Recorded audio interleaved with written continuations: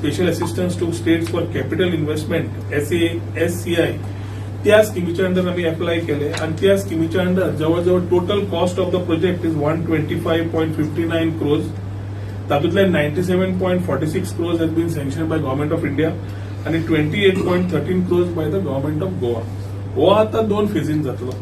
पयर cabinet approval जाली is basically starting of the whole work, which is the which was put was for 64 crores 91 lakhs 34,151, which includes 18% GST. वो approval घेऊन आम्ही ताजे जितले civil कामां आसा फर्स्ट फेजान आणि डेव्हलपमेंट कामां आसा this will be taken up.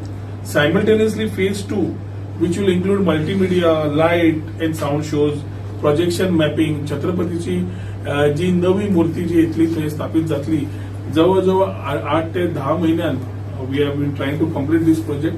तो मार्च ते एप्रिल 2026 पर्यंत हो आमचो विचार आसा हो प्रोजेक्ट कम्प्लीट करून परत लोकार्पण करपाक.